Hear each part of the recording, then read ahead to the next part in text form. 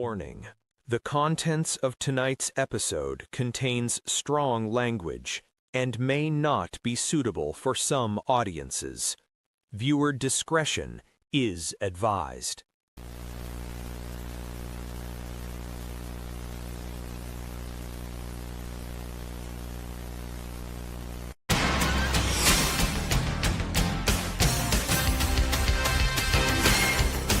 Ladies and gentlemen, boys and girls, children of all ages, welcome to the Around the Ropes radio show. Here are your hosts, John Blaine, Ray from Boston, and Jay.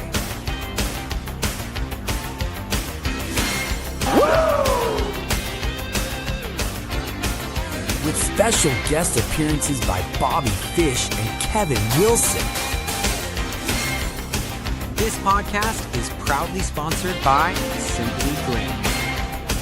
1, 2, 3. Welcome to the Around the Ropes radio show on this Tuesday. Hopefully everybody's doing good. Sorry for the minor confusion. I'll explain that in a second. Let me first start on the room first. Let me first throw it to Jay, who we haven't seen in a couple weeks. Jay, how have you been, my brother? Wow, what a good time to be back. Fun times. All right, can you hear me? Oh, I can hear you now. I'm muted now? Now you can hear me. Good to be back. Fun times. Just fun. Glad I'm back. Guys, what's going on? Ray, how you doing, my friend? I'm doing good, doing good. Glad to see that everything's okay with you, my friend. Missed you the last couple weeks. Yes, sir. I had to take care of some business, and the business is taken care of, and now I'm back. I'm actually excited to be back. This is the pre-show before Backlash, so I can't wait. Yes, sir. Yes, sir. Yeah. Ray, how you doing? I fucking hate it here. I'll never leave, but I fucking hate it here. And that's I'm not sure how I go from needing the heat yesterday on the drive to and from work, wearing my winter jacket, to this morning needing the heat to go to work, and then when I step outside needing to put shorts and a t-shirt on. It is May 5th. We are supposed to be done with this. Oh, yeah, happy Cinco de Mayo, by the way, to everybody. Oh, hey, and Taco Tuesday. Yes. Or if you're a fan of Star Wars, happy Revenge of the Sith. Revenge of the Fifth. Hey. May the 4th be with you. That was yesterday. It was a joke. Of Star Wars. I think the show tonight's a joke. Oh, guys, we had we had a little minor issue. Pops just hit it out of the park. I'm just saying. A minor issue like World War II. It was a minor issue. Yeah. There it is, folks. His parents are getting involved in the conversation. All right, let's get back on track here. No, guys, you can't say let's get back on track, John, because that conveys to the people that we were actually at a point in this show where we were on track. You guys haven't pulled into the station yet. I'm sorry. We haven't even found the tracks. What are you talking? I'm still looking for tracks. You went off the rails. You have to find the train first. You went off the rails. Oh my God, John, I believe for about 7. It was probably about 7 times on YouTube when we were trying to get you to look at your phone to let you know that we're in the studio. Where are you? You had said getting back to the new day. So getting back to the new day, what were you going to say? Hold on. I just want to clarify one thing here, okay? Here we go. He's not technical. Can the peanut gallery, please? He's going to pass this buck like Joe Montana, bro. I'm telling you. Well, actually, I do blame Mr. Wilson. Told you. Because he did make a link that said Around the Ropes for 5-5, which today, as I checked, is May 5th. Yeah, happy Cinco de Mayo. Oh, yeah. What a great day to be back. That's why I went to that one. I did not know that Mr. Wilson did not mention that it wasn't the same link. Sir, we are all in the same production chat. Last I checked. Yes. Okay. I just want to keep that in the forefront of your mind. Yeah. So because I'm just saying, because if like maybe you were like, oh, this is new. Communicate with your co-host, sir. I thought you guys knew what was going on. Bro. By osmosis? I think he was fascinated with the New Day. So I mean, so getting back to the New Day, Someone found this piece of David John Reynolds, thank you for tuning in and dealing with our Off the Rails Crazy Train show. Thinking back to what you mentioned about the New Day, John, I heard rumors of TKO demanding pay cuts, etc., and the New Day refused, apparently. Not sure if there's any truth to the rumors, though. Sure. Those are the same exact reports that we have heard, I have heard from credible sources. The one that I have heard is still up in the air is when they approached the one that's going around right now about them approaching Roman. That's that the waters on that one are still muddied. Can't tell which what's what on that one. I think a lot of that's going to be determined by what happens this weekend. Backlash. I think so. Especially reports came out last week. He was supposed to be working June for Raw, leading the Night of Champions, and also now he got pulled from it. No, yeah, he got pulled from all of the international dates. Yeah, and which could be something contractual, or they may build it as this whole TKO contractual. But one thing that that somebody did bring up to me, they said Roman is not cured. Roman is in remission. So with things like the hantavirus going around and isolating that cruise ship, you know, because nobody wants it in their borders because COVID-19, it makes you wonder, is this going to be an angle that will take the brunt of Roman not being there, right? The flip side of that coin is we all know that he's got leukemia. Yeah. Just come out and say it. You had no problem saying that he, you know, when they announced that he was stepping away for treatment, you know, and Seth and Dean came out on the stage. They had no problem announcing it then. Just announce it now. He'll get the same, if not more, support from the fans. I mean, if that is the way that this is going, that this is happening. Look, even when the release date's happening, he was scheduled. I still didn't believe it. Why would I believe it from Roman Reigns? He's the top guy in the business. Do I expect him to go to international dates? No, I don't. Yeah, but you would figure, though, he does hold a big title in your company. You do have Night of Champions coming up the end of next month. He's done it before. Nothing new to me. No, I agree. It's nothing new. But to me, I look at it this way. You have a big show happening in Saudi, June 27th, Night of Champions. So you would figure, logistically, every championship should be on the line. That's what we remember Night of Champions as, right? I agree with that. That's literally what it's supposed to be. 9 out of 10, that doesn't happen. I think that's 9 out of 10, that doesn't happen.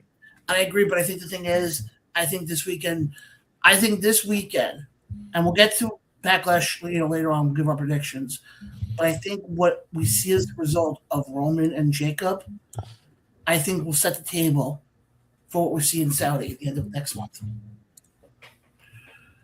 Because you also have to remember, they also may have another issue. Doesn't Jacob still have the thing that he can't travel internationally because of his past? No, so it depends on what country you're talking about. Some countries are stricter than others. Like there are a lot of other countries that he can travel to. Corporate's got to do a work permission visa. And essentially what that is that's the company taking responsibility for Jacob, right? Like because for some whatever reason, because is he a felon? I think so. I know he spent some time in jail. That doesn't necessarily mean that he's a But felon. that doesn't mean can mean a lot of things. Let's hold on. Let's go to the Google machine. Is Jacob Batu Good evening, a Billy. How are you tonight? felon? I'm doing good. Cinco de Mayo. It's great. Great times. Good to Billy? be back on Cinco de Mayo. So here's the thing. I think he's good because it was a robbery arrest at the age of 18. It was an armed robbery. Sorry. So that is felony. That is a felonious charge. However, it was when he was 18, which was 10 years ago. That gets looked at as well. You know, I know the statute of like I know, for example, I know it's like I'll give you okay. Here's a prime example. Last year I had my car accident. Okay, I know it's a different scenario, but you'll see my point here in a second. I could not get car insurance on my own for 3 years, and because of that, I have to wait now. I don't know how it works with, if it's that route. I don't know if it's it happened when he was 18. I don't know if it's like, after 10 years, okay, it just gets wiped away, or if it's something that is like permanently on your record. I don't know. So everything that I have read says, and search, it says, yes, Jacob Fatu can now travel internationally for work, though it previously required significant legal assistance due to his criminal record. While his past conviction for armed robbery initially made international bookings difficult, during his time on the independent circuit, WWE took specific steps to resolve this following his 2024 signing. And that goes as far as saying WWE hired a high-powered immigration law firm to help clear his legal hurdles. He has been able to enter Canada, and he is actively participating in international tours. Yeah, so all about the money. Jesus. That's what I got out of it. The immigration law firm that they hired must be phenomenal. Top notch. Well, Absolutely. Like I said, we're gonna get more into Backlash in hour number 2. I want to get more into this whole thing with Jacob and Roman. But we're gonna touch on New Day for a second here, because that was probably one of the biggest shockers out of all these releases. And I just want to make one thing clear though. With New Day does not have a 90-day no-compete clause. It was mutual agreement to go their separate ways. Mm-hmm. So unless I'm misunderstanding something, they could show up on Dynamite if they wanted to on Wednesday.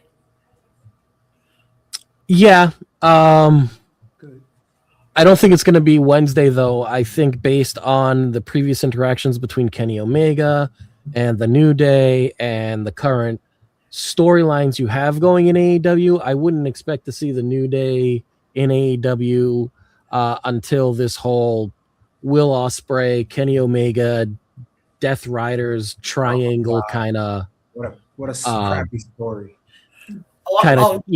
Progresses, because then you're going to see Kenny Omega finally pull Will Ospreay from the clutches of the Death Riders, and they're going to need help, and they can't turn to United Empire because, as you can see, as you saw from New Japan clips this past weekend, it seems that they are taking a turn to heeldom that Mr. Ospreay doesn't seem too thrilled about. You saw his reluctance before hitting Shingo with the hidden blade. And I think you're going to see Kenny Omega call up a couple old friends. I truly think that loyalty pays off. Loyalty pays off. It does for Jay, and I'm sure it does for you guys. And I wouldn't want to see them in AEW. I think at the long run, they will be back with WWE. But I think they're good. I mean, they're financially. Xavier Woods has his own stream show, his game show. I mean, I think they've got their own podcast, their own anime. Very successful podcast. I think they should make a jump on anything. I think at the end, WWE, or if they wanted to come back and reached out to WWE, they will take them in full arms. I don't know. Listen, we haven't run into a situation like this with a TKO run WWE. Yeah.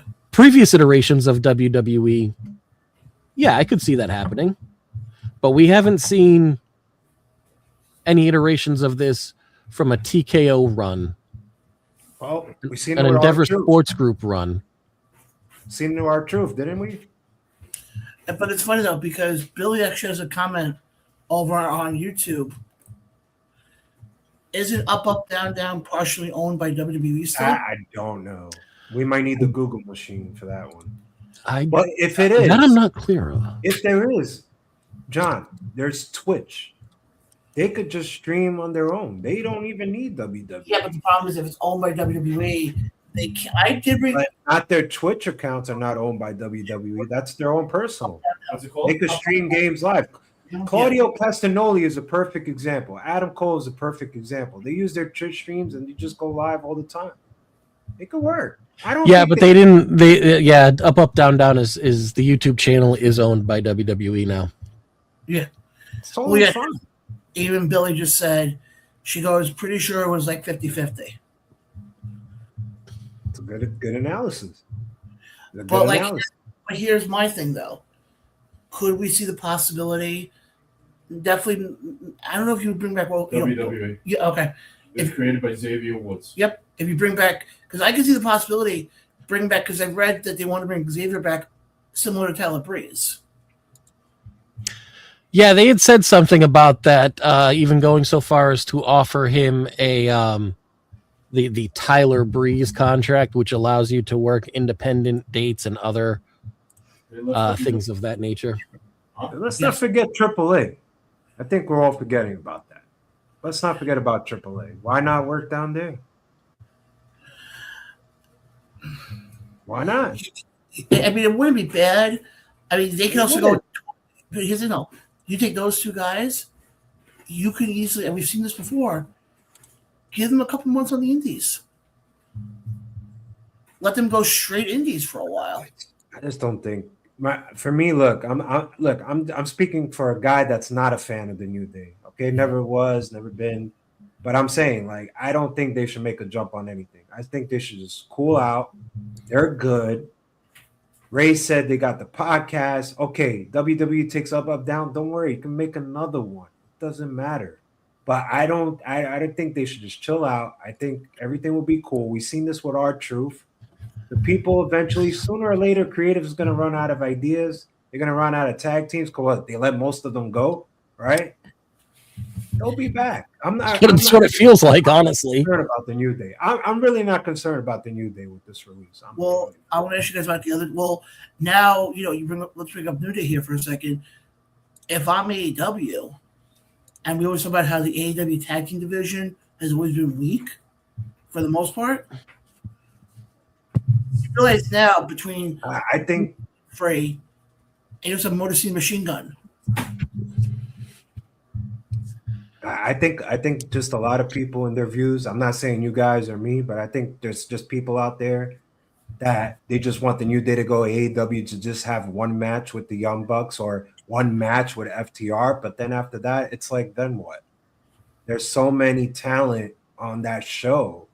It's even hard to just get pushed as TV time. And if you get pushed, it falls apart. I see it with the Acclaim.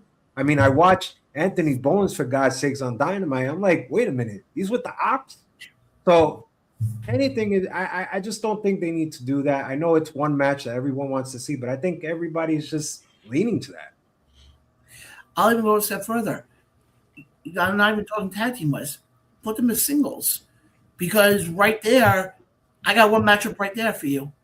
Kofi Kingston, Swerve Strickland. I could see it, but when you speak it, I laugh because I just think it's laughable. It's like, why do I want to see Kofi against Swerve, or even in a promo or anything like that? Like, I'm not gonna take Kofi. Oh, this guy's really gonna be Swerve. Like, it's not believable. He's got a point. I haven't been. I mean, having Kofi go against Swerve. I mean, what would that? What purpose would that serve? I think it would be. You're working right now. You're working on making Swerve the next face of the company for the next few years. That's Most the whole dangerous- company. AEW's most dangerous man. Most dangerous man in AEW, they say. Yeah. So that would just be foolish to have him The come in. most dangerous face man in AEW against a guy that throws pancakes to people. Let's set it up. Let's go look at the comments. What's up, hey, Savage? hi Savage. How you doing? Savage says, John, who gives a shit? It hasn't been a new day in over 10 years. That's true. John, you are absolutely the world's worst booker ever in the history of podcasting and the wrestling business. He must have saw it earlier. He said you're fired. Yeah, he saw it earlier. I'm going to refrain from what I was about to say, but my thing is this, though. Okay. You look at New Day, okay? Yes, I'm not taking away from what they've done.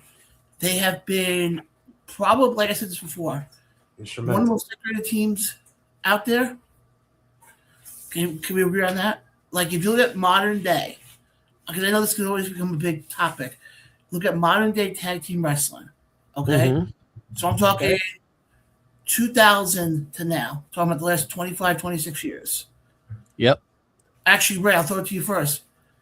If you had to give me here's the specifics. Last 25 years, who's your top 3 tag teams? Good question. That is a good question. I wasn't ready for that. Don't worry. I would I don't know. Hold on. Give me 1 second here. I definitely want to put FTR in there. The Briscoe. Well, so I guess 2 of them would be FTR and the Briscoes. The third one, I don't know, man. That can go so many ways. I mean, would the New Day go in there? Would you say that the New Day is better than, the Dudleys or, Harlem Heat? I mean, that's. Can you pull up Great Savage's last one? Because I really have to question about the last team he put on there. All right, let's hold on. Let's go with. He said, take Danhausen more serious than Kofi at this point.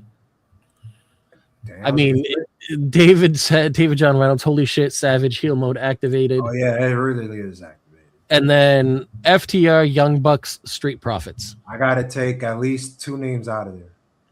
I can see FTR. I can see the Young Bucks. I can't see the Street Profits.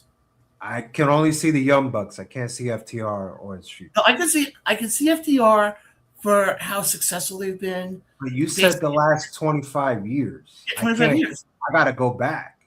If you're talking about the last 25 years, look, I'm gonna put the New Day number 1. But if I had like a number 2 or number 3, I gotta put Edge and Christian and the Hardys. I can't just put FTR above them because they're the ones that really set the pace for everything. So I can't do that. For me, I can't. And then Savage said they should have been champs twice. As an actual tag team, Profits were good. There was a lot of good tag teams. I'll give you one that you guys probably forgot about. You'd be like, oh yeah, they had a good run. What about Kane and Daniel Bryan? Yeah, Team Hell No. That was really good story. I enjoyed every single minute of it. I mean, and they held it down. Would I put them in my top 3? No. Maybe 5. I mean, you look at. we talk about the New Day. New Day also had. Talking about legendary battles they had with the Usos. I still remember that Hell in a Cell tornado tag team match they had. So, John, I want to ask you. I want to throw your question back to yourself. What would you say are the instrumental last 25 years of tag team? For me, it's the Briscoes. Okay. New Day.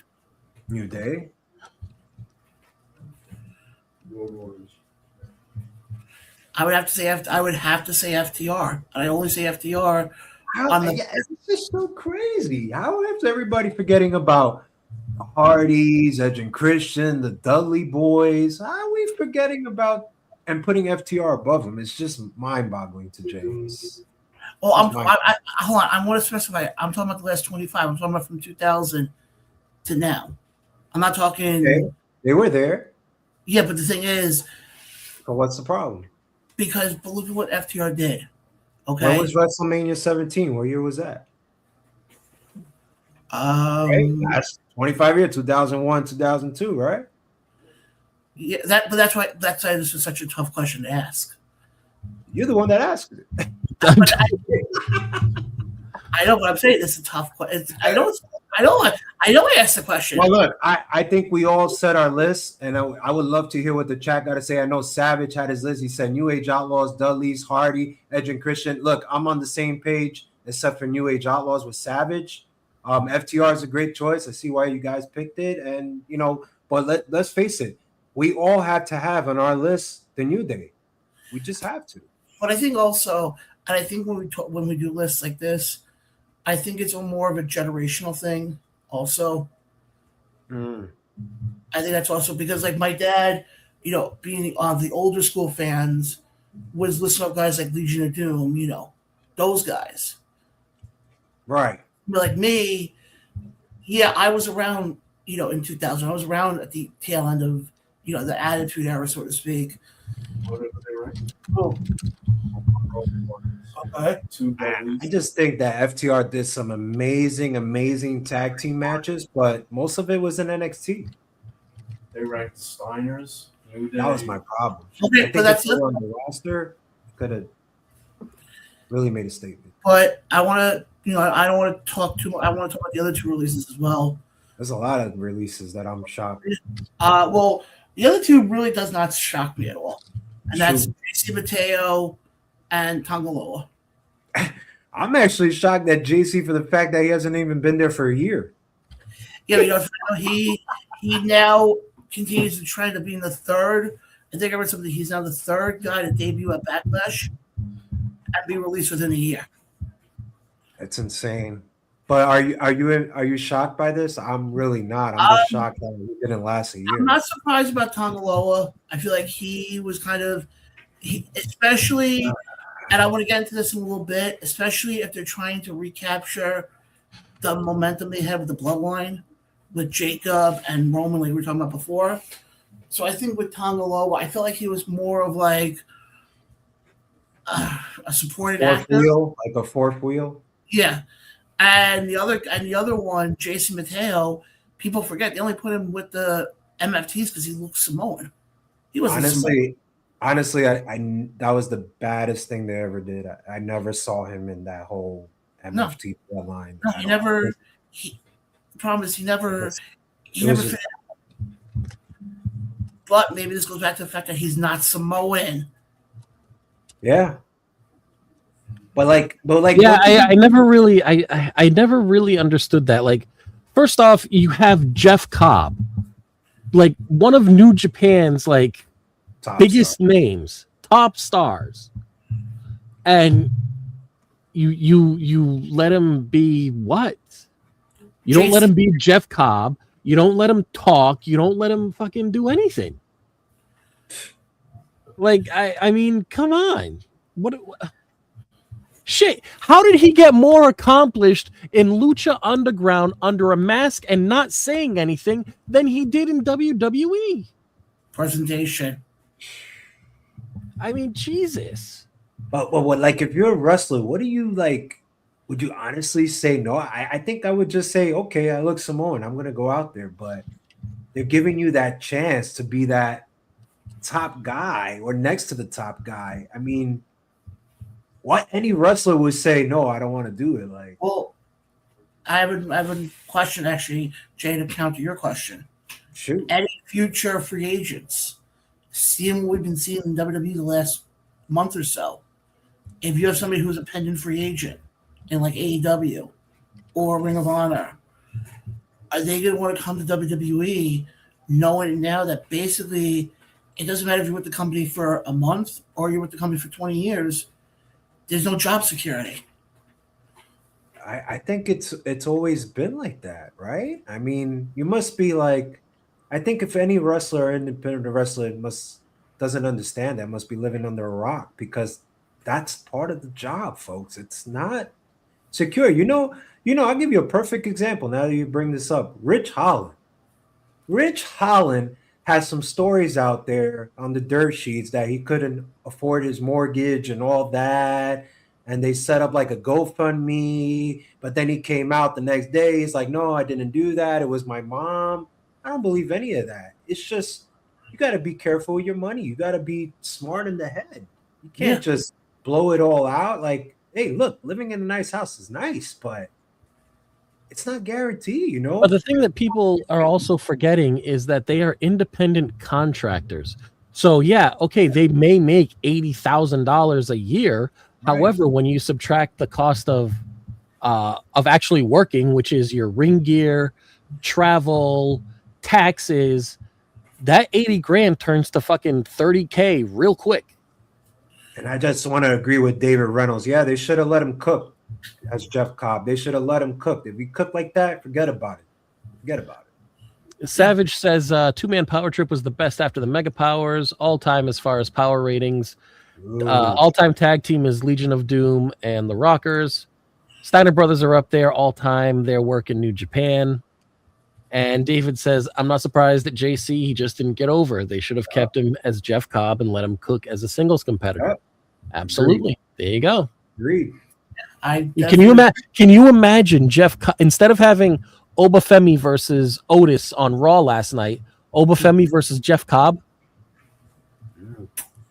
I could have seen that as a favorite PLE match easily. Exactly. Easily seen that as like a PLE, and that's just based off of A, the Jeff Cobb name, and B, what we know he was capable of in New Japan, because you can't base it off anything that he did in WWE for the last year. No. I mean, I remember his debut wasn't even that. Wasn't he? Did he like show up? Yeah, he showed up at Backlash last year. He showed up at Backlash.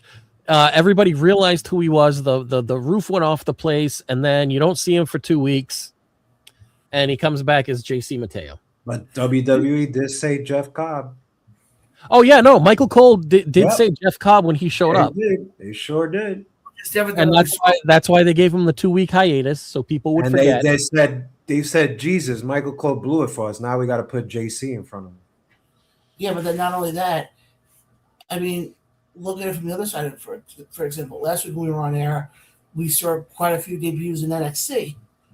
One of the debuts we saw was Evil debuted. Very nice presentation. They never said his name at all.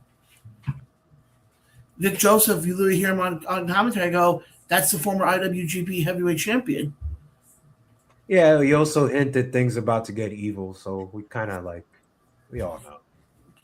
Yeah, I mean, let's go back. Just stay with evil. Just stay with evil because it works. From what I heard, they're not sticking with evil. And we got a problem. And we got a problem. Why not? We did it with Nakamura. Because the problem is WWE can't make money off of. Hey, okay, you want to talk about that? Then why did they change evil? Why? No. Think of it this way: because it's not WWE property. Well, we have seen weird things. I mean, think about it. Why do you think Walter had to get his name changed? And you can't talk about anybody having a bigger name on the Indies, especially in the European Indies scene, than him. It's true. And he came in, and I remember originally it wasn't Gunther. Originally it was like Gunther something. Yeah. And then when they looked it up on Google, they're like, yeah, no, we're not going to have it be him. I think it just depends on the name. It has to be like the right name. Okay, but then, hold on, but Jay, I'll put it this way then. I agree with you about Nakamura. Take AJ Styles, for example. AJ, love AJ. But here's the thing, though. Jay, you bring up an interesting point, though. Because we've seen so many guys come to WWE, 90% of them get a new name. But don't they make their lists and then they present it to them and WWE has that final saying? Hold on, I'll go a step further. Powerhouse Hobbs. I actually like Royce Key's name. I don't know. It's a good name, man. I hope they actually do something with him. I just don't like the presentation, like the music. I think they could switch it up. And I think when he comes out, he should be like, and then you hit the music. Because that's him. I think he could get a little over with the fans with that. I will say one thing though: the backstage interaction he had with Jacob Fatu. I loved it. SmackDown. I loved it. Give me those two in a match. I loved it, and that's a money match. I loved it, and you know what? It would be great for Royce Key's career. That will give him the little push. Fans will be all over him. Telling you, I love it. I love it. Yeah, let's get He did a hell of a job. David John Reynolds goes, how about Jeff Cobb versus I Bronson? love that too. I love it. Yeah.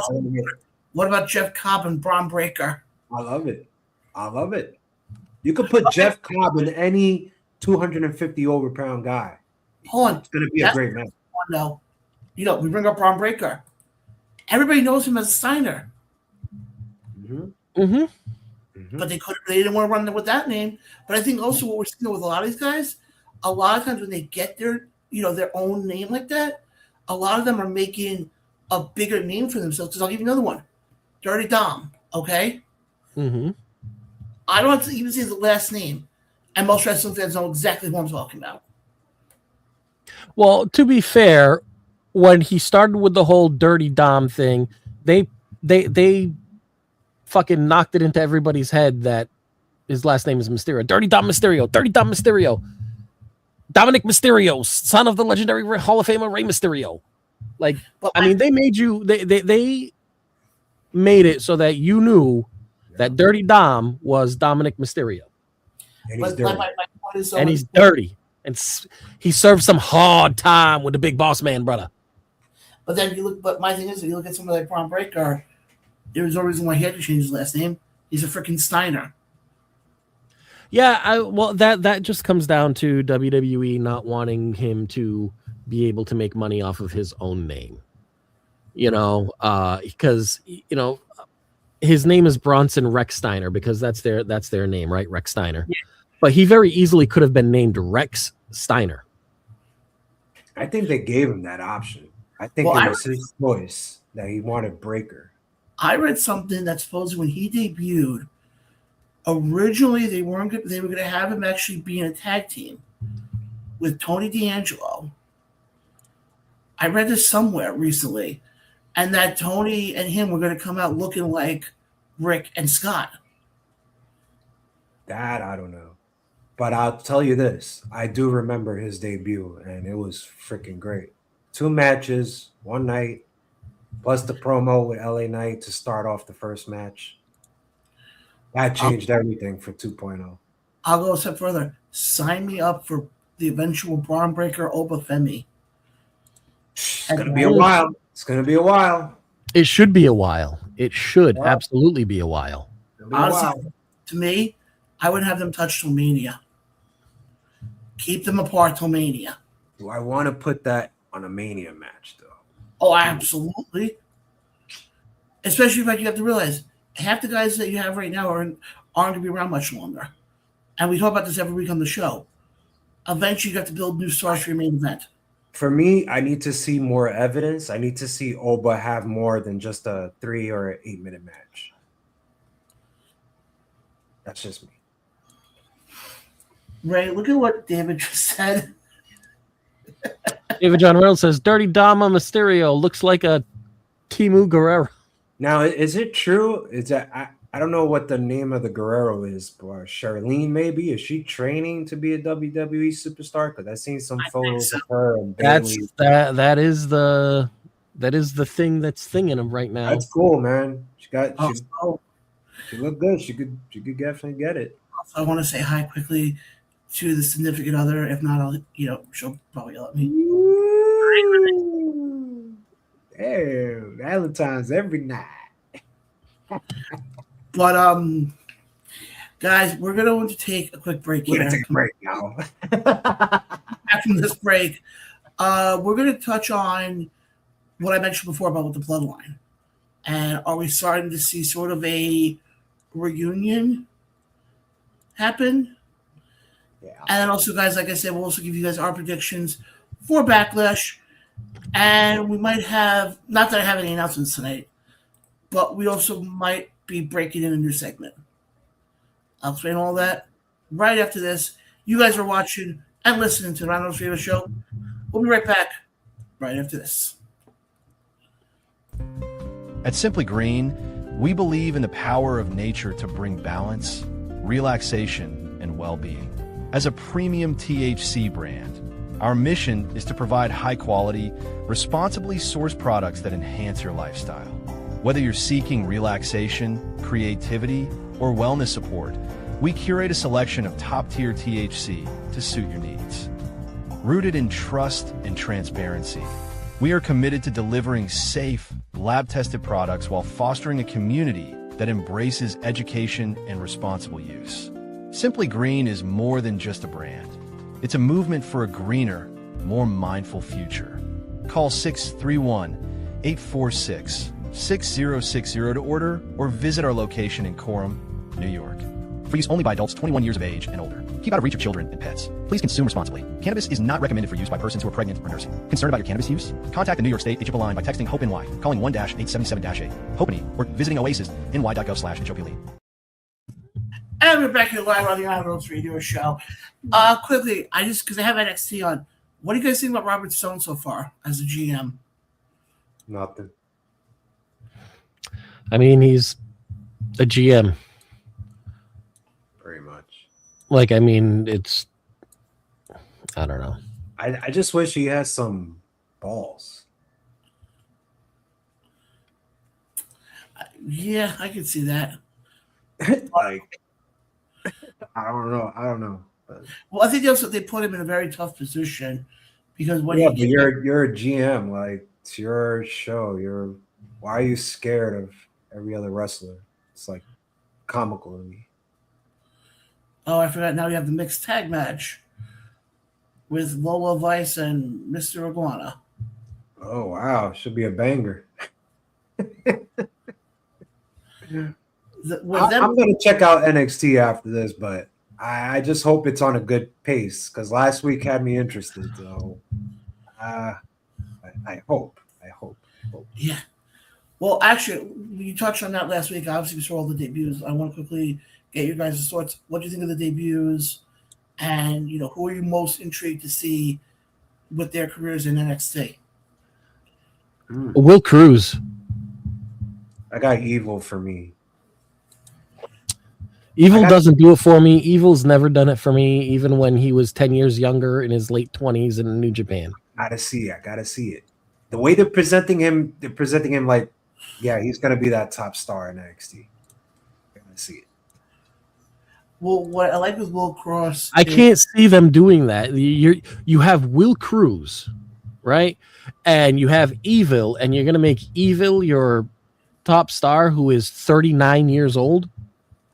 I just think it's an ultimate test. I think I agree with you. I don't think he could swim with WWE. I just want to see it for myself. Maybe he might surprise me. Maybe. But if you present them in front of Tony D with the lights off and everything, with the cool music and the walk, I gotta see what they plan to do with him, or if he could swim or sink. Well, I also like the one that you said before, Will, because when he debuted, I hear Rick Joseph go, "Is that a fan?" Right, because he was big on the Europe independence, right? So American fans, unless you're like hardcore, you don't really know who the hell Will Cruz is.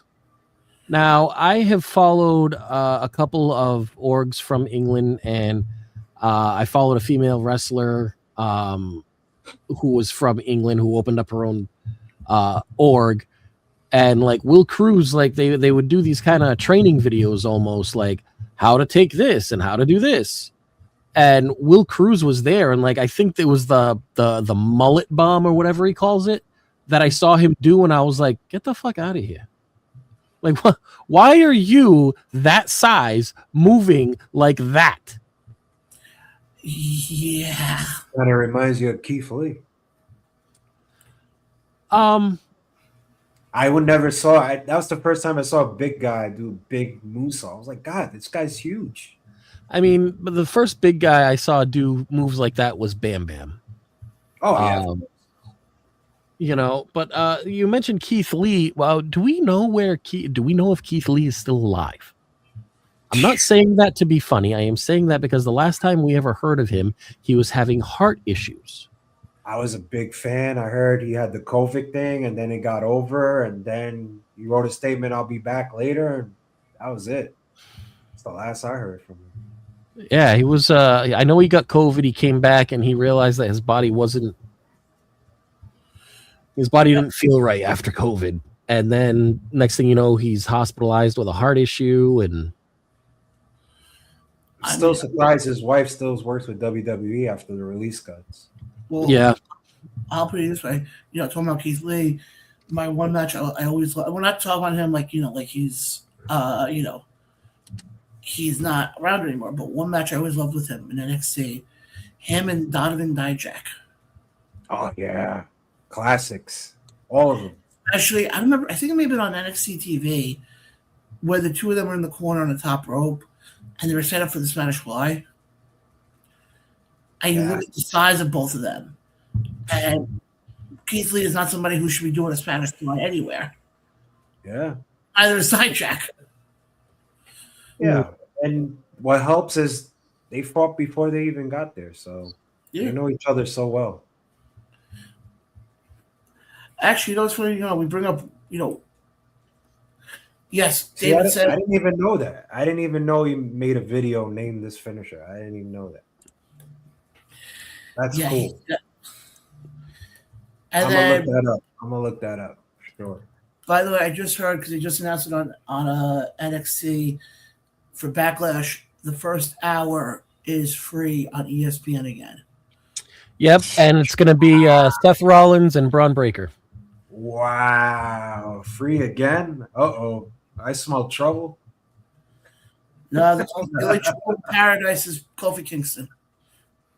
Oh man, we've been talking about this part for a while. I want to really get into this part now, and that is with the Bloodline. That are we seeing? Like, if you guys remember back in the day when Kiss reunited, when Ace Frehley and Peter Criss both left, and they brought in the two new guys, it didn't really sound the same. Do we think WWE is trying to do that now with the Bloodline, with Roman, the Usos, and Jacob Fatu? Mm-hmm. For me, I'm gonna say I honestly can't answer that question. I don't know what they're planning to do, but from what I'm watching the last few weeks, it looks like they're heading to that direction of 2.0. Do I like it? No, I think it just lost its little flavor just for the fact that you have a bunch of new talent that you're putting in my face on Monday Night Raw and SmackDown. By the way, boys, I love SmackDown more than Monday Night Raw. I really do. I enjoy the hell out of it.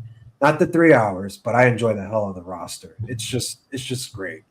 But I just think it just lost its flavor. I know it's cool and it's going to be cool for like 15 minutes of fame, but then after that, where do you go? Who do you add? Who do you subtract? What's the story then? Are we going to have Jay versus Roman again, or this time it's going to be Jimmy versus Roman? Are we going to add Jacob Fatu after he loses after Backlash? Are we going to add him to the mix to make a story? I seen it, did it, but for me, honestly, John, I honestly don't know where they go. Ray, what about you? I'm not sure. Like I thought we were going to have like the Bloodline Civil War, or at least a better Bloodline Civil War than we got with Solo and Roman.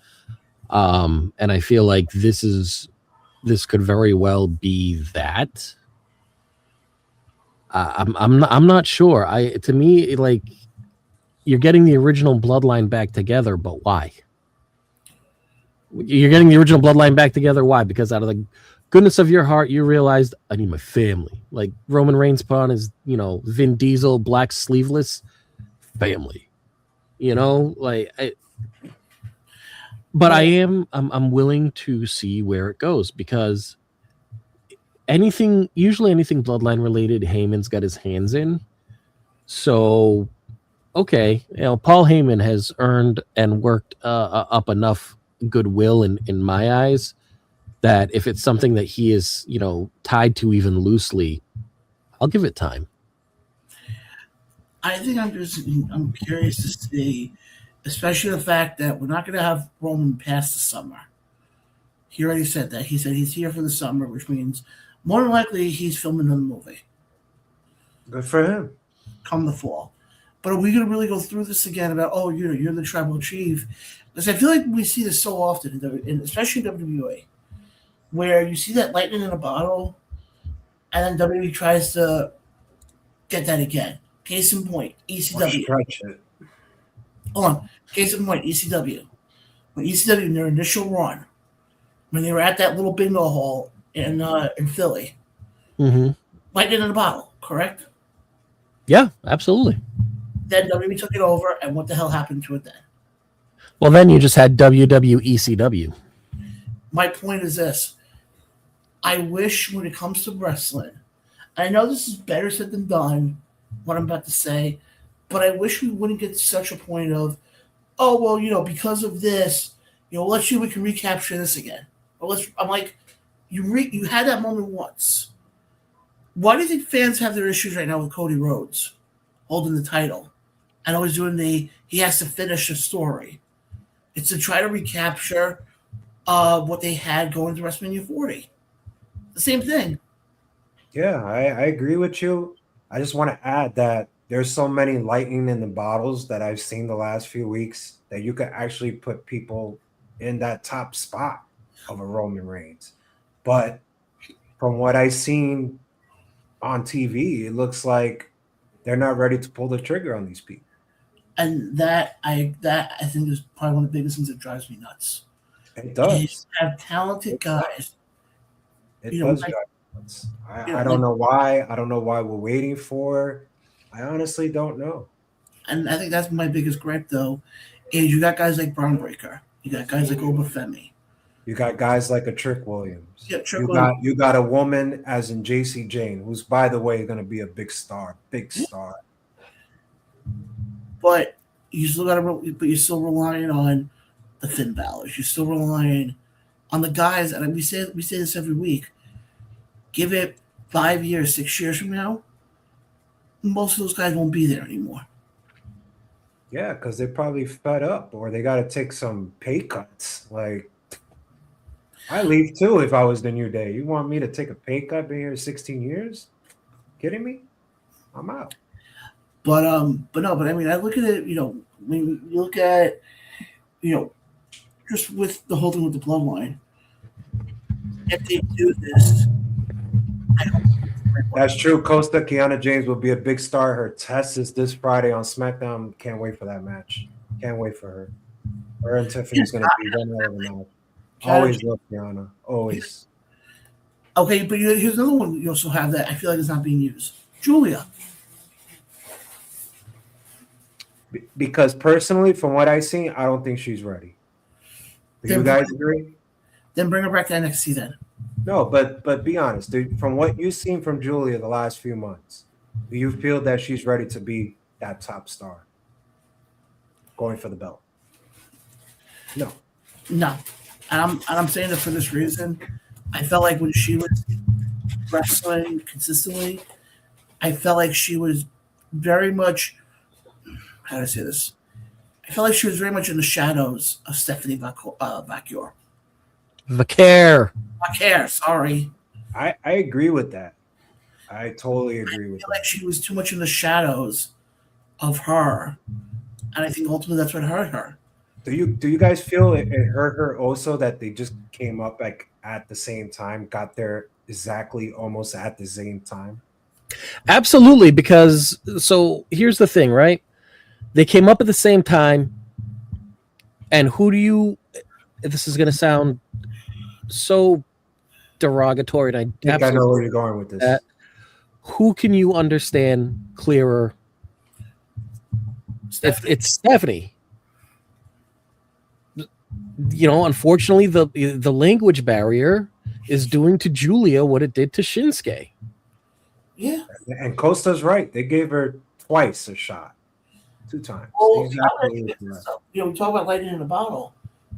You guys think with WWE, with Stephanie and Julia, they were almost trying to, I hate to say this, almost try to do Trish and Lita again? No, I don't think so. I mean, that if they were, that's a bad fit. Perhaps they did. Who knows? Maybe. Now, if you wanted to say that, if you want to swap out Julia for Soul, then I could see that. Yeah, so I call her the blonde Lita. Nice. But hey, look how she comes out. I mean, you're not. Yeah. If you compare ring style, gear styles, yeah. Give Soul red. Make Soul dye her hair red. Boom, you got Lita. I'll tell you what, from what I seen last night, they're giving Soul that hell of a rocket on her back. Right? Hell of a freaking rocket. I never heard a woman debut just saying bitch and this, that. You got me there. Got me there. Big rocket. It's going to be very, very interesting to see how it all plays out with all these. And then, like I said, be very interesting to see how it all plays out with them. Just trying to rack my head. Oh, I want to touch on Creator Pro quickly. I was at their show. How was it? Probably one of the best independent shows. Right? I always say that every time I go to their show. It's one of the best. Especially the Shooter Boys retained the tag title, regained the tag title, against the Verdict. Shooter Boys, to me, if you've never seen them before, I think the best way I can equate them to is like Charlie Haas and Shelton Benjamin, almost. That like athletic build. But I'll say this right now. Seeing MJF wrestle, he had a match with Max Caster. Mm-hmm. There's a reason why people say he is one of the best wrestlers. Because not only can that guy talk, and he cut a phenomenal promo with the line that I'm going to be using from now on, as far as where I'm from. But we'll get into that later on when we do our goodbyes. Oh Lord! And at one point, he called himself the Big Hebrew. He's been calling himself the Big Hebrew. It was even on his jacket when he came down to the ring against Kevin Knight last week. Yeah. But him and Max Caster had a great match. But you know what impressed me the most, though, out of any of them? And I got to give him some props here. Bear Bronson. I was always impressed with him. He was in your main event against Nick Nemeth. Mind you, it was the same match they did 3 weeks ago on TNA on actual TV. But Bear Bronson to me is somebody who I will not be surprised if in 10 years from now, when I say Bear Bronson is a main eventer.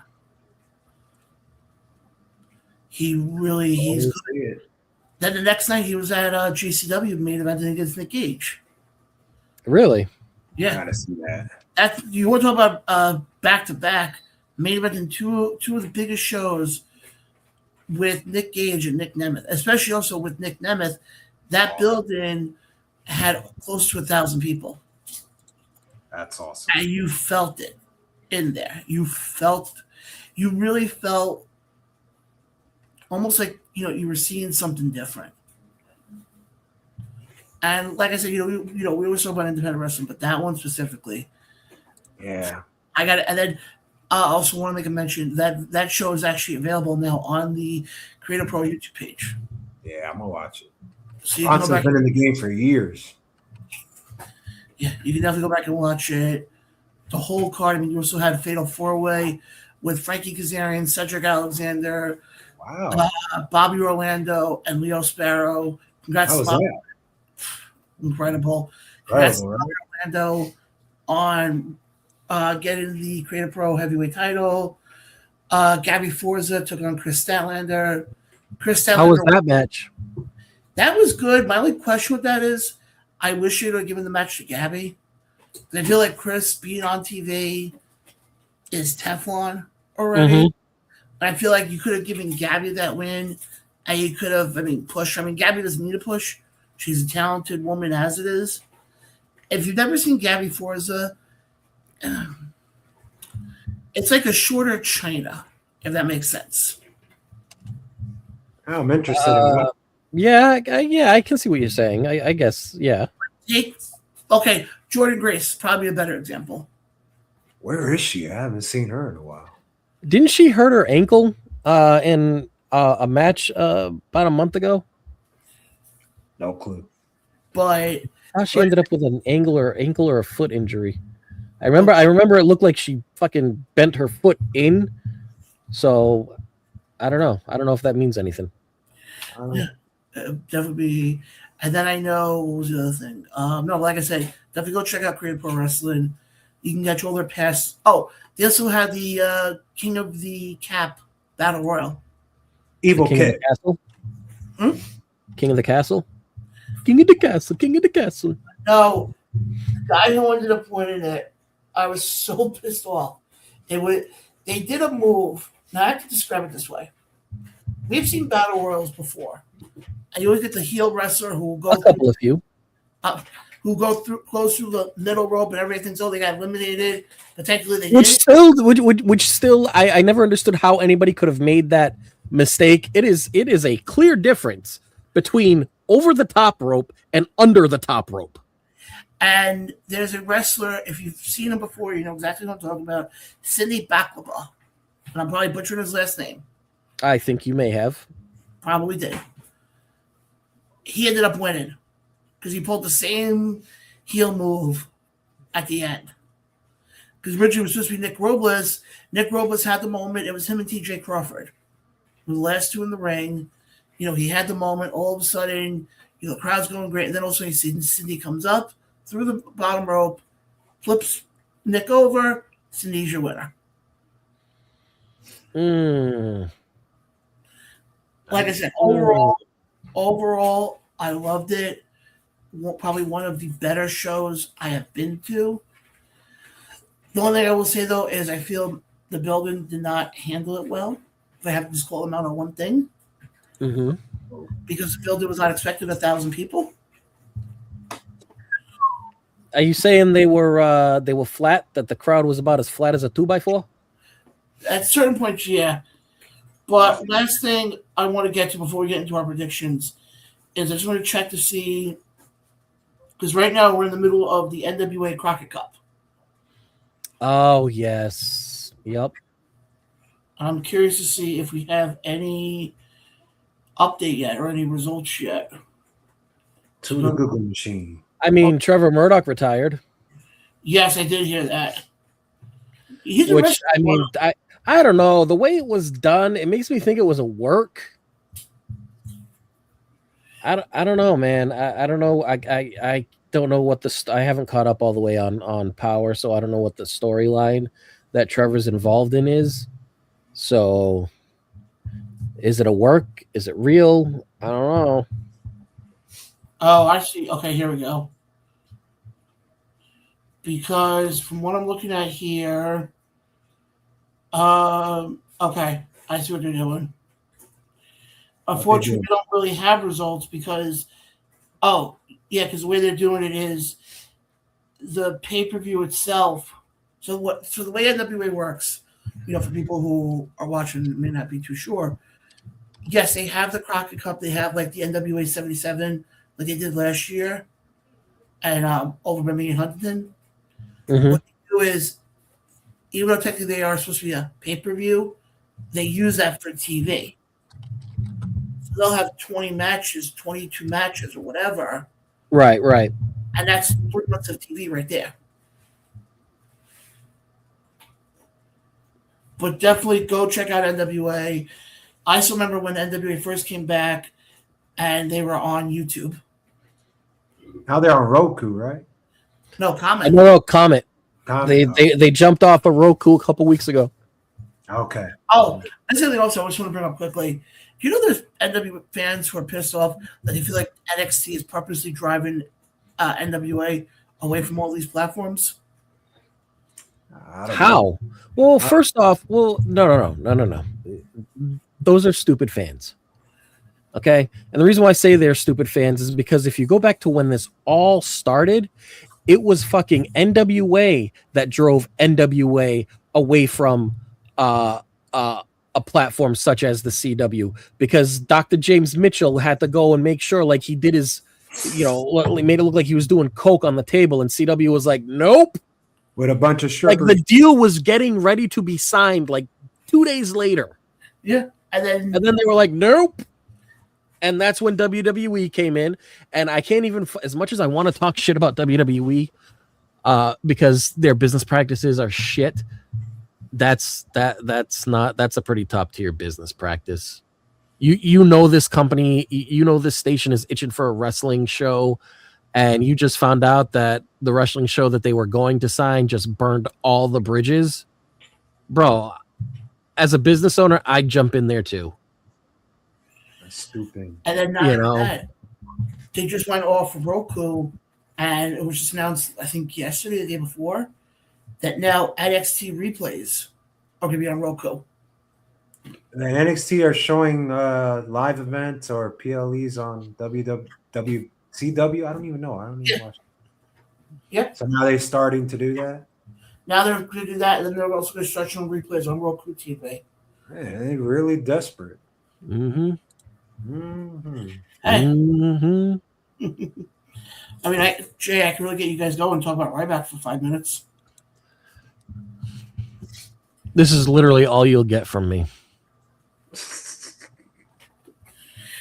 Okay, there, Dr. Evil. Listen, I'm just saying, that man blocked me because I asked him, where's the lie?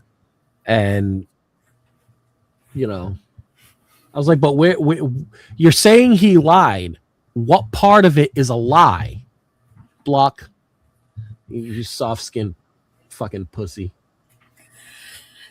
So I guess I should announce then that Ryback's coming on the show next week. John, if Ryback was coming on the show next week, that would have been in the production chat when you were like, nope, no announcements. I'll interview. Actually, I'd be like, sir, what's your problem with answering questions from fans? I actually can announce Mark this. Henry said something. You said it was a lie. Where's the lie? Tell me what the lie was. I actually can announce this, and this I am telling you guys also. May 19th, we have a guest coming on. So you do have an announcement, but you say you don't have an announcement. No. Right? Fucking John Dixie strikes again. I actually do have an announcement, guys. May 19th, the brand new general manager of ISPW, Jay, you know this guy quite well, will be on with us.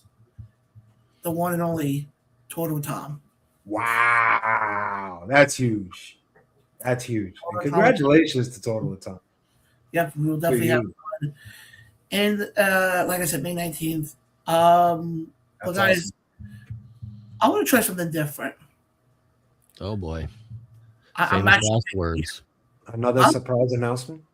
No more surprise announcements. Actually, before we get into that, I do want to make one thing clear, though. Guys, this weekend, Around the Ropes will be live from the Simply Green store for the watch party of WWE. Shout out to Simply Green for that. Which we will get to momentarily. Doors open at 7, I think. Yeah, doors open at 7. Events start today. We'll be with you there throughout the entire event. And guys, if you guys can't come to Simply Green and Quorum, but you definitely want to check it out, you guys can. Because Around the Ropes will be live on our YouTubes and on our Facebooks. Exactly. I have one question, Mr. Dixie. One question. When you went to Creative Pro, I know MJF did meet and greets. Did you do it? And if you did not, why? I did not, because by the time we got there was 1,000 people there. That's fair. Still would have done. Except because of the way they don't have bathrooms for the wrestlers that are separate from Oh the my crowd. God. Yeah, I know, bro. I know. Wait a minute, what? At all sports, everybody uses the bathroom in the locker room. No, yeah, at all sports where they did the show. Yeah. I had to go in there. I'm like, what the hell am I doing in here? The wrestlers have to use the bathroom as the same as the fans. Yeah. Well, Why? That's Yeah, weird. I'm telling you, bro. So also, I went on before the show. VSK was in the bathroom. I come out. Who comes walking in? MJF. Yeah, that's so like can't talk to MJF on a stall. Weird. I mean, bro. you can. It's just whether or not he's going to answer you. Like, hey man, how are you? You try Pretty talking. shitty day, huh? Yeah, you try talking to MJF as he's going to his bathroom. Yeah, I will say this, John. I'm so surprised that 1,000 people showed up because that place I drove from Astoria to there. It's a long ride, man. Yeah, it really is. I look say they got 1,000 people in there. It is insane.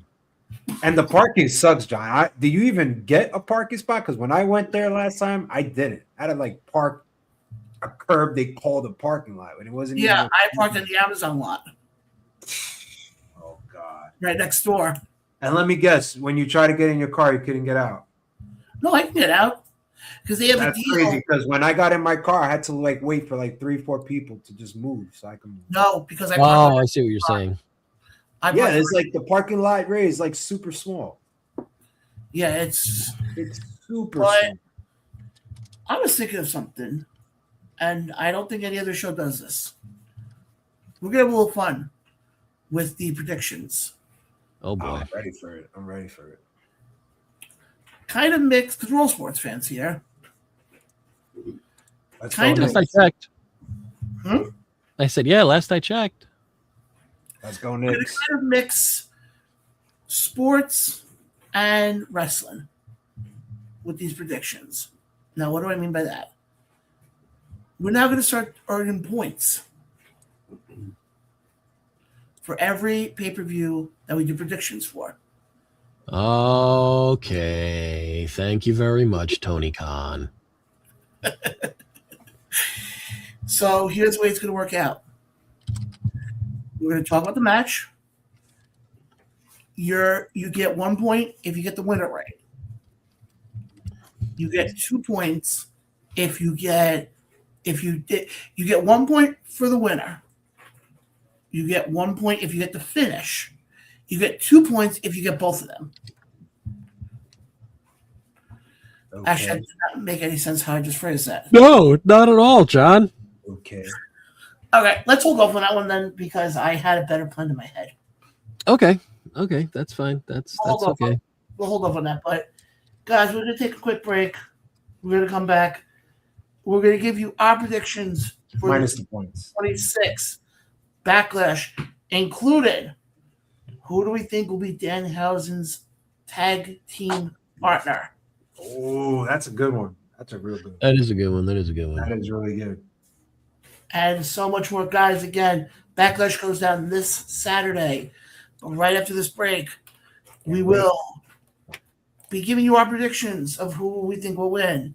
So, guys, without further ado, here's a four of more friends over at Flow. We'll be right back right after this.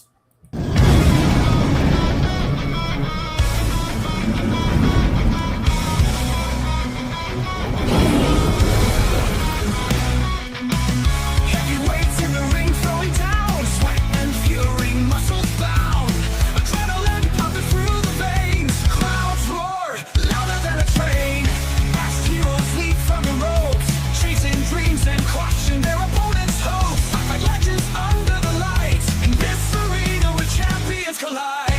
Welcome to the fantastic league of wrestling, where every clash is myth and dream. Champions rise and some will fall, but every warrior gives their all. Flow, flow, flow, flow.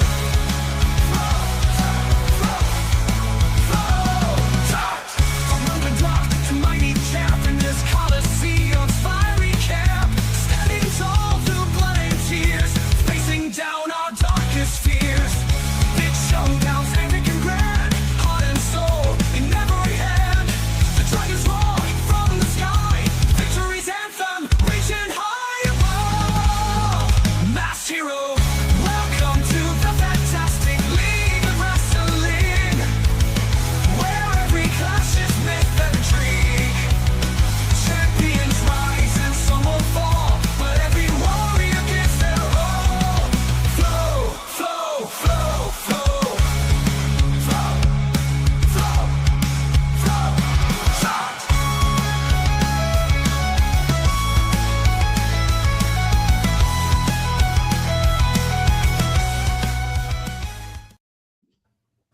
And we're back here live on the Around the Ropes Radio. Guys, don't forget your comments coming in. Guys, we're going to go over the 5 matches that we will be seeing on Saturday. Now, the way when I ask you these questions, I also want to get you guys' interests in them on a scale of 1 to 10.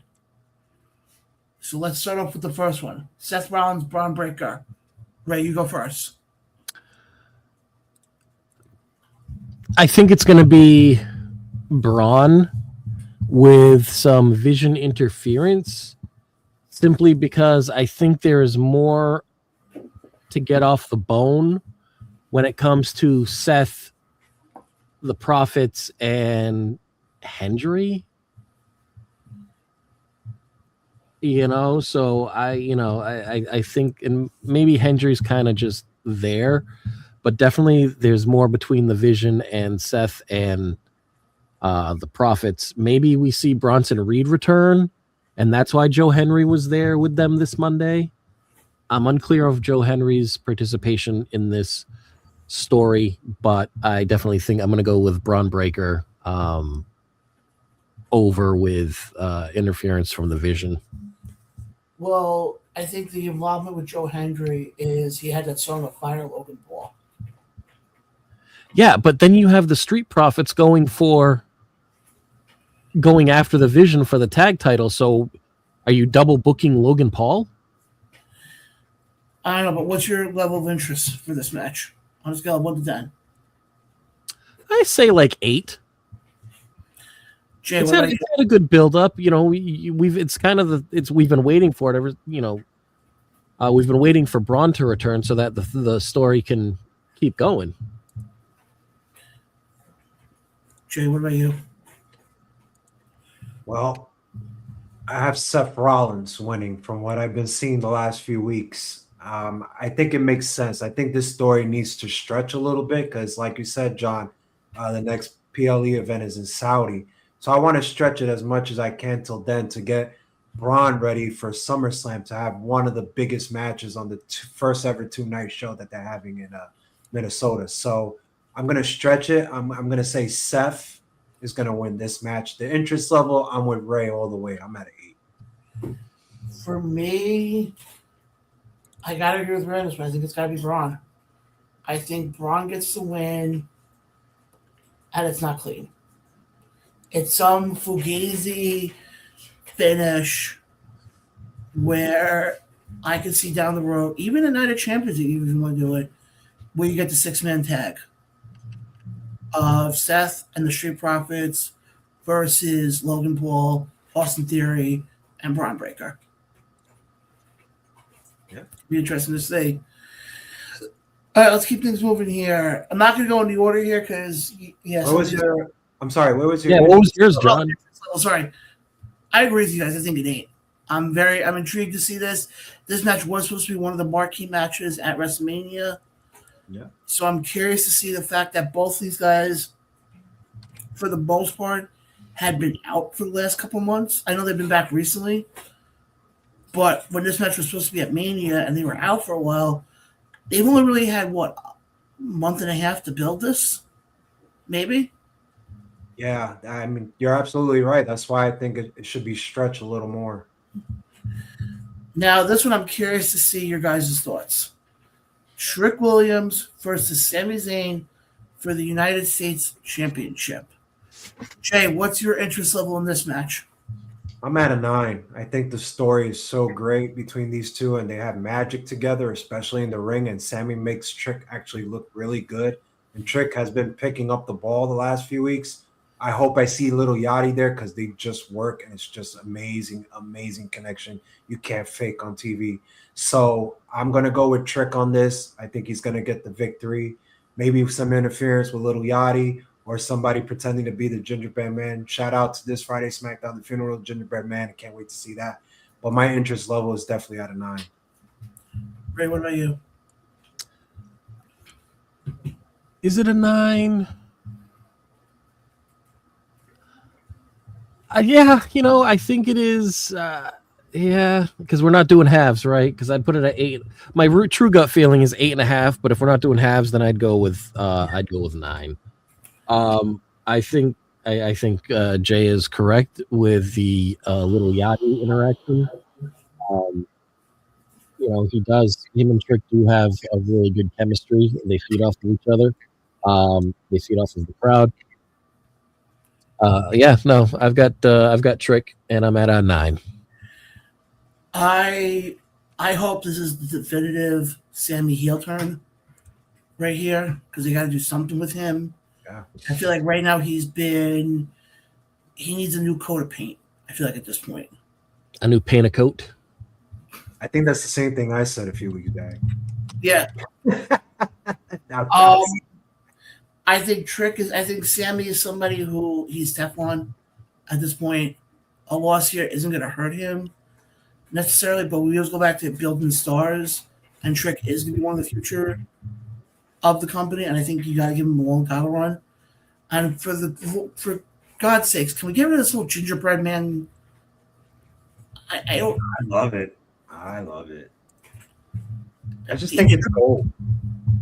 To each their own. My interest of this, I'm going to go with an 8. Okay. I'm going to go with an 8. That's good. Now is the matchup that I'm very curious to see, and I think what should be the greatest match of the year, actually of ever.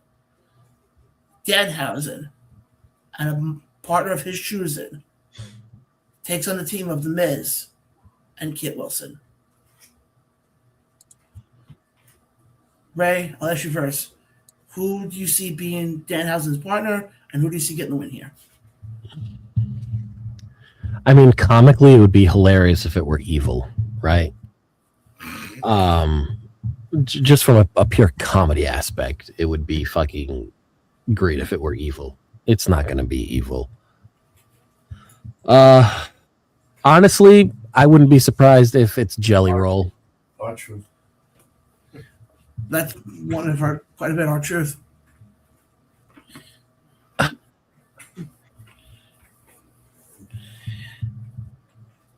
So no, I don't think it. I don't think it will. That would be hilarious as well. But I'm gonna go with Jelly Roll because there haven't been any celebrities announced. So No. I'm going with Jelly Roll as his partner, and my interest level in this is like a 4. I would say, would he call himself Jelly Roll Hausen? Yeah. Well, he comes out in, oh my god, Jelly Roll comes out in a full face paint. Or the Danhausen mobile. Right. Cass over on Facebook says, "What about John Cena?" Hey, anything's possible. How about the Miz? Hold on. Well, he's Wait, John Cena or Ron Cena? Which one? But hold John on. or Ron? They can do John Cena, but not actually have him show up. Just put Ron Cena. No. Think about it. You could have it be John Cena. But remember, oh God, what was it when Shawn Michaels, and it was supposed to be Shawn Michaels and God took on Vince and Shane, I think. Yeah. You could do that. Okay. But I've heard of, who are the other ones I've heard? I have heard Kit Wilson's former partner as a possibility. Elton Prince. Is Elton healed? I know that would be, you want to talk about a heel, you want to talk about a turn. He's not released. No. I mean, there is always one other name, because from what I heard, I don't know if it was on Raw or SmackDown. I think it was Raw. Michael Cole did say that the person who was chosen to be Danhausen's partner loves money. Okay. Everybody loves money. Yeah, but whose theme song was that? Think for. Are you giving your predictions? I'm just trying to follow. I'm your lost. turn, John. Oh, yeah, It looks like it's his turn. Sorry, I'll take this one. I'm going to throw out a name. I'm probably going to get chastised for this. And if it doesn't happen, I'll eat crow next week. If it does happen, I'll say there was loopholes went out of the thin air. What about Shane O'Mac? Hey, Think Why about not? it for a second. Shane's theme song was "Here Comes the Money." like that. I mean, Him, yeah, him and Miz do have some history. You do? yeah, I guess. Like I said, do I think it'll be far fetched? Absolutely. So that's who you. Yeah, I'm gonna go Shane McMahon. Why not? So, Okay, that's wait. So that's a choice. who do you guys have winning, and what's both your interest level before I shoot? Ray said 4, right? Yep. And you're at a 4, and John, you're at a. I would say probably a 7, just on the aspect of I'm curious to see who he picks.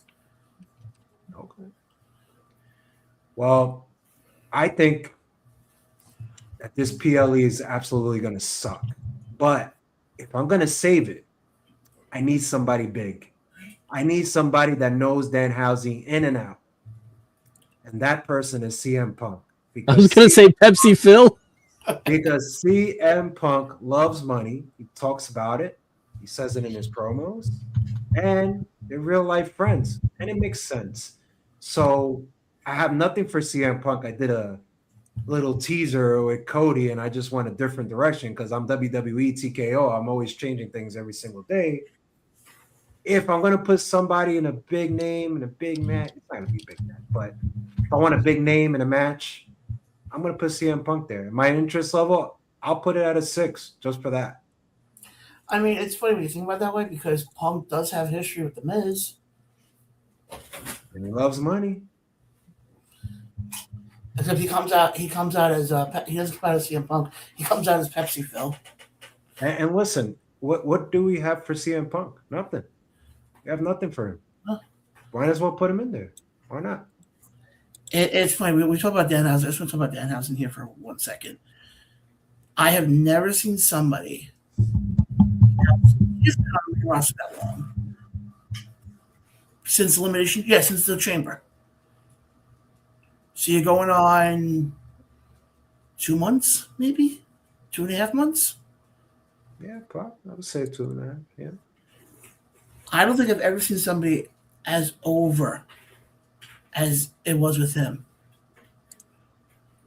I'm good, Navar. How are you? Hope you're good, brother. I agree with you, John. I never seen someone have such a bad debut and just rebound absolutely absolutely quick, and just get over the way Danhausen is. I think he was just meant for WWE all along. Well, think about it.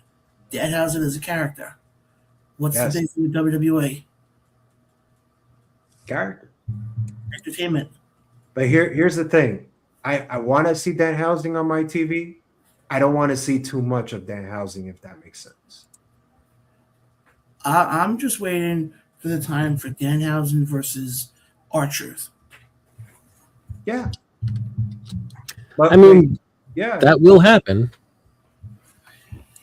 But we got 2 more matches to go here. And as much as I hate to say it, this next match I have very little interest in, and that's Io Sky and Asuka. I think everybody lost interest in it when they released Kyrie. Yeah, this is one. So look, Jay, I'll ask you first. yeah. Io and Asuka, what's your interest level and who do you see winning? My interest level will be out of 5. It was at a 3, but I think last night's little segment they had just kind of bumped it up 2 points for me. So I totally agree with you guys. I think Kyrie just kind of killed the whole story. I have Io winning, but I'm at a 5 at this. I mean, I was excited for this with Kyrie, but now that she's out, it really lost that interest. So I'm at a 5. Ray, what about you? I wanted to see prior to Kyrie's release, I was probably at a 7-8. Simply because I mean I've watched these 3 ladies since Lucha Underground and the Lotus Clan, Yeah. They released Kyrie, and immediately I don't care. I don't care. I don't. And To last find night, do something for you a little bit, or no, not really. No, because for me, I looked at it as them trying to save a match that they didn't even have to meddle in. It like the story was there, and then you release Kyrie, and now all of a sudden Asuka wants Io out of her life. Like what? Just what in the actual fuck are you doing? I'm gonna go.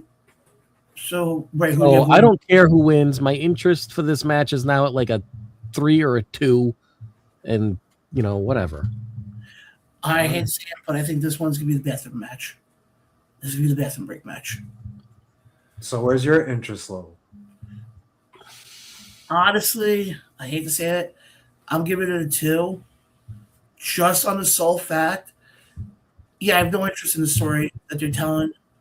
Because I agree with Ray. I think ever since Kyrie, Jay, you as well, ever since Kyrie got released, I feel like this whole story kind of got, was dead on arrival. But I know these two can put on a good match. Hey. These two can put on a good match. Yep. I think in ring wise, they're gonna do what they can. But I think other than that, I have no interest at all in this match. And now, guys, we've been talking about this match for a while. It is going to be your main event for the World Heavyweight Championship. Roman Reigns, Jacob Fatu. Jay, I'll throw Ray, I'll throw it to you first. Ray, what do you see winning? I don't know, man. There's really a lot more riding on this match than I think we intended. I think there's more riding on this match, more than what WWE intended. If the rumors are true, I mean, how can you not say Jacob will win? Are they really going to leave Raw, who has had a champion has had their top champion show up damn near every week, to all of a sudden not have their top champion on the show for weeks, months at a time? I don't think that's going to happen. I think you might see. I think you're going to see Jacob win. But my interest in this is this is the most interested match on the card for me. Jay, what about you? How do you see this one playing out? What's your interest in it? I'm impressed for how this ride is going. I mean, I remember one night on SmackDown, Jacob is getting booed, attacking Roman Reigns. Last 2 weeks, he's getting cheered. But I'm sorry, boys. I'm going to go with the top dog. I'm going with the tribal chief, Roman Reigns, just for the fact that this guy is the star. He's got everybody's attention. I acknowledge him. I'm at an interest of, I'll say 8, but I have Roman winning. I don't think Jacob is truly ready yet to be in that spot, no matter what travels or any dirt rumor sheets is out there. I really don't care. I mean, I've seen it before with Becky. She had a title and she didn't even defend it. But the good thing about Becky, she was a household name. Everybody knew her. She'd go on red carpets, et cetera, showing WWE title. So I want that for Roman, especially when Street Fighter's coming out soon. So, yeah, I'm going to stick with Roman on this one. This was a tough one. We talked about this, at the start of the show. We were talking about the whole thing with the pay cut with TKO. And Ray, you had brought up the whole rumor about with Roman. Mm-hmm. I said I think this will be the determination this weekend. I think if he does, I think it's not only if he loses, I think if he loses cleanly. If he loses cleanly, then I think, okay, then I think he is walking away and whatnot. But it's funny, because Casa over on our Facebook comments makes a great point. He goes, is Roman losing less than a month after he won it at WrestleMania? For me, I truly don't see it. For the boys, they feel like they may see it. My thing is this. We know we're going to only have Roman through the summer, which means you're going to have him for, obviously, Backlash, You're going to have him for Clash in Italy, the end of the month. We know he's not going to be at Night of Champions. Mhm. Then the next time you probably going to see him is at probably SummerSlam, more than likely. I'm talking pay-per-view wise. I'm not talking about Raw or SmackDown. So you're only really going to get him for, like I said, maybe 3 or 4 more events before he leaves. And are you going to want to run the risk of all of a sudden in a fall, like Ray was saying, not having your main champion on with everything that's going on right now with TKO? I think if I were, Go ahead. Sorry. no, I was saying, I think if I'm them, can I see? I mean, yeah, I can see Jacob winning. We know that anything could happen on any given day. Mm-hmm. But there's something telling me that I think we're going to see something big. I just think this smells like all like TKO, and I think they love Roman. I think they don't want a title change, and I feel like they don't see Jacob as that guy. And this is TKO, This is TKO talk. I think when you look at it, this is where it's going to get very interesting, because if Roman wins, are they going to put Jacob in the position of basically, essentially having him go back to what he did when he was with Solo? I mean, are we going to end up getting the Jacob that's going to sit there and say, "I love you, Roman," like he did with Solo? No, but it kind of makes sense for him to do that, because I could easily have Roman's next opponent be Drew out of nowhere, right? We haven't seen Drew on our TV for a while. Could have Roman and Drew, and then Jacob just interfere and attack Drew. I don't think Drew's done with filming the movie. That's why. Yeah, he's not. Yeah, don't worry. We're not rushing it. Take your time. But can you guys see it? I can see it. I can see it. Jacob hates Drew so much. He attacks, helps Roman retain the title, maybe change of the tide. What I hope ends up happening, and I've been saying this for a while now, is that eventually gets to Oba. I've been saying that for the longest time now. Push the freaking kid. And I think if you put anything less than the World Heavyweight title on Oba, you could do him a disservice. I think it's too fast, but I think whoever's going to give Oba that 15, 20-minute match has to be somebody that we probably never seen before in this open challenge. I truly believe that with my gut, just for the fact that I seen Cena do it when he had the U.S. title, and I was so shocked that he brought Sami Zayn up. I was so shocked to see Kevin Owens get a chance. I think we might see something the same. I think it's somebody that we have never seen, or probably we haven't seen in a long time, going to give Oba that real challenge. It's funny. I know I kept saying before about guys like Braun Breaker, but I just said about it now. The one who I would love for it to be, and I'm not talking Gunther. Well, where's Ilya been? Yeah. I don't know. Where's Noah been? I'm just saying, Ilya Dragunov, Oba? No, can't do it. Why can I not have? I don't know, guys. I just think it has to be. Listen, if you make this challenge for pretty much nothing, just for a guy to beat Oba, doesn't it have to be somebody we haven't seen before? Somebody that has some attitude like a Jacob, but takes it a little notch up more than Jacob? Wait a second. Costa brings up an interesting name. Hey, why not? Why not? Why the hell not? Yeah, I can see that. Why not? Let me see I that. think I may have said that last week. Unclear. I would love that. I would absolutely love that. I think he's a champion right now, if I'm not mistaken. I think he is. I'm not 100% sure. Yeah, I'm pretty sure. I know he would, was at a con and Devon Evans right up to him and stuff. But I don't know. Do you guys feel that it should be somebody we've seen in the roster to just give Oba that challenge, or somebody that we never seen before, somebody we haven't seen in a long time? I don't know. This can go so many ways. But what way would you think in your heart, in your opinion? What I would love for it to be, I mean, it's an open challenge. Right. I would love for there to be, some cocky heel who's a champion. who turns around and says, "Oh, I can beat you. I'll put my title on the line." Because I say that for one reason with Oba.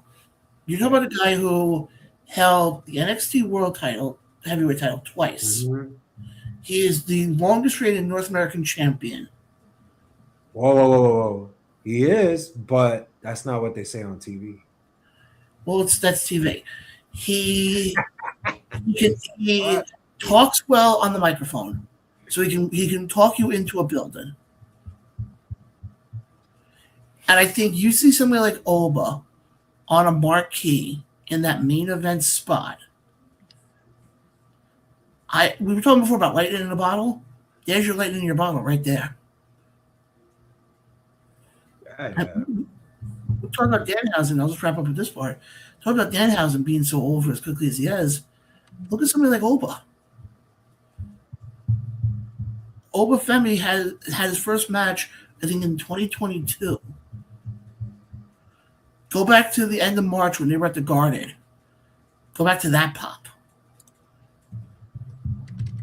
And I'm not to say because I was there. Go back to that moment when you have 20,000 fans in arguably one of the most famous arenas, if I have to say so. Yeah. Okay. You know, chanting him like, I mean, I heard a lot of people say the last time they heard a chant that powerful in the Garden, you gotta go back to Hogan. I want to throw a curveball on this before we go off on this. But Yeah. what if I bring back Brock because of his defeat to Oba at Mania, and I have him winning at SummerSlam, and then I have him truly retire? No, Why? I Why think would that not work?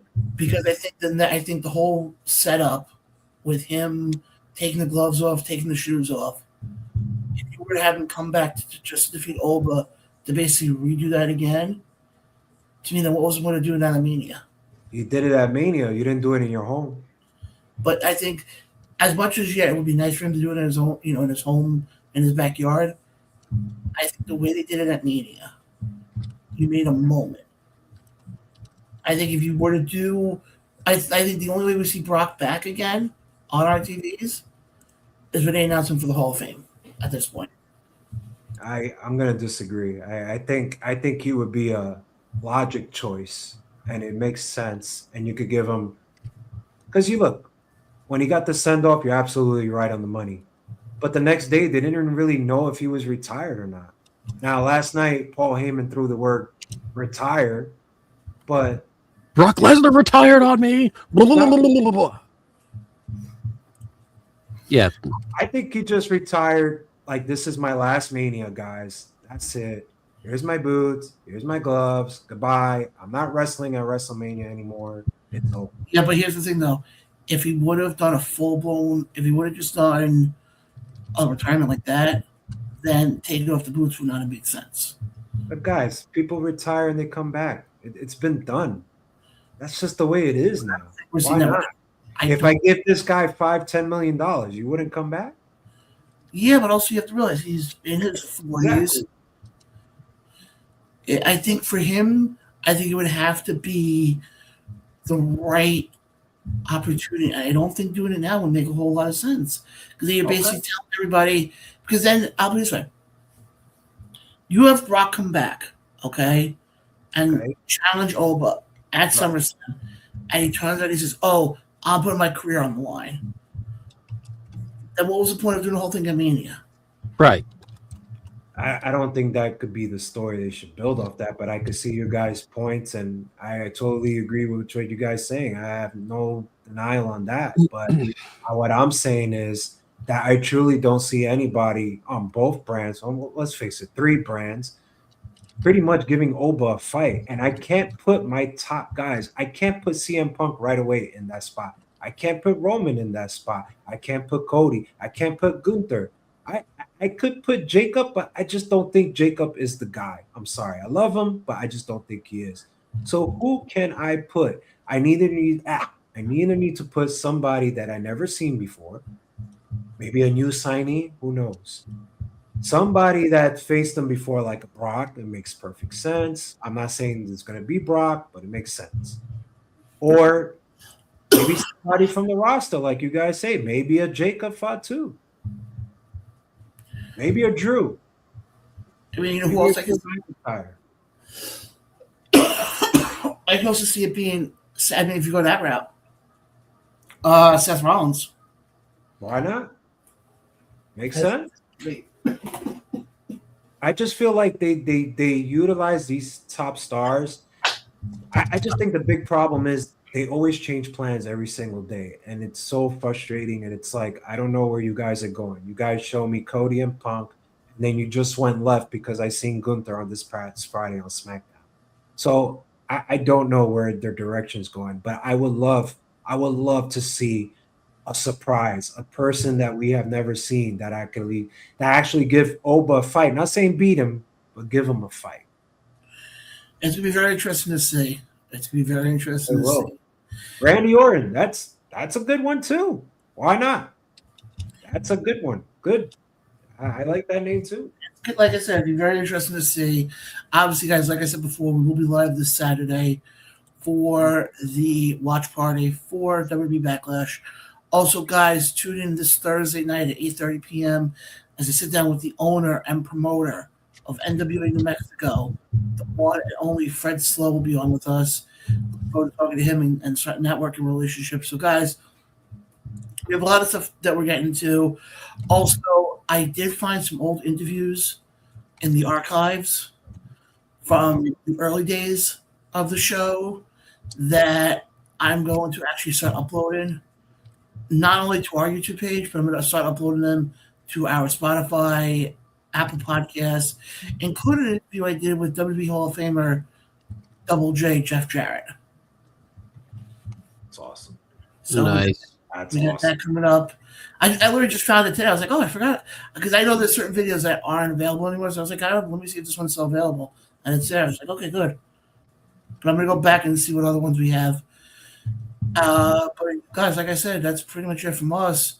Ray, do you guys have anything else you want to get to before we wrap things up? I got nothing.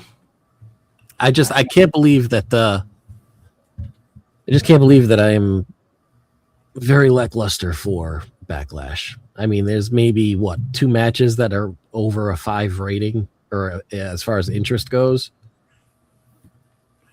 I don't know. What are we doing? We'll be back here live next week. We will have your Take care, David. Take Bye, care, David. David. We will have your fallout See you later, David. as well. Thanks for tuning in, David. I guess now I have to come up with a new nickname for Ray since he doesn't have the Tony D'Angelo hair anymore. You know, well, listen, it's much cooler under here. Let me tell you that now. On a vengeance, man. You know. It's on a vengeance. Actually, you know what it reminds me of now? I figured it out. The guitarist from The guitars from no.